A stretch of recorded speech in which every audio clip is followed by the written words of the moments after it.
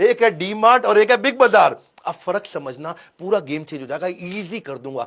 आप मेरे चैनल पे आए हो ना, आपका टाइम बचाऊंगा और सबसे आसानी से सिखाऊंगा। समझो, पहले डी मार्ट का रेवेन्यू पूरा साल का माल बेचता है ये 24,000 करोड़, ये बेचता है 20,000 करोड़। बिग बाजार दोनों आसपास है ना, ये 24,000, ये 20,000। लेकिन फर्क देखो, वो 24,000 करोड़ में 1,300 करोड़ का प्रॉफिट कर लेता है, और ये 24,000, ये 20,000 करोड़ में खाली 15 करोड़ का प्रॉफिट कर पाता है। बेचते तो आसपास ही है 24 और 20, लेकिन प्रॉफिट क्या है, 1,300 करोड़ और केवल 15 करोड़। अब देखो, इन्वेंट्री जब साल खत्म होता है, इसके पास इन्वेंट्री 2,000 करोड़ की रहती है खाली, लेकिन ये भाई 5,000 करोड़ की बिग बाजार इतनी इन्वेंट्री अपने पास रख के पड़ा है। इतनी इन्वेंट्री तेरे पास है, जब तू बेच ही नहीं पाएगा तो काम कैसे करेगा? समझो मेरी बात को, ये जो डी मार्ट है, ये जब माल बाजार से लेके आता है 30 दिन में बेच देता है। बिग बाजार जब माल बाजार से लेके आता है तो 90 दिन में बेच पाता है।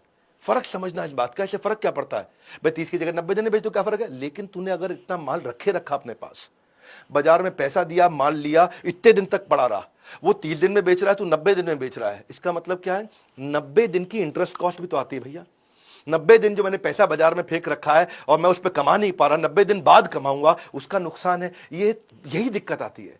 और दूसरी बात क्या है कि ये बाजार में ज्यादा उधार लंबा नहीं रखता है। डी मार्ट जो है, डी मार्ट को बाजार में खाली 20 करोड़ लेने हैं और फ्यूचर रिटेल यानी बिग बाजार को 700 करोड़ रुपए लेने हैं। इसका मतलब क्या है भाई, एक तो तेरा खाली 15 करोड़ का प्रॉफिट और 700 करोड़ रुपए तेरा बाजार में पड़ा हुआ है। 15 करोड़ तेरी जेब में है, 700 करोड़ तेरा बाजार में फैला हुआ, तू पैसा ही नहीं उठा पा रहा अपने बाजार से। और ट्रेड पेबल को समझो आप, इजी करता हूं, बहुत मजा आएगा आपको। ट्रेड पेबल क्या है कि डी मार्ट 1,300 करोड़ के प्रॉफिट में खाली 400 करोड़ बाजार में देना है, इसको देना है, ये जल्दी जल्दी दे देता है। लेकिन वहां बिग बाजार प्रॉफिट है 15 करोड़ का और बाजार में इसने 5,500 करोड़ देना है।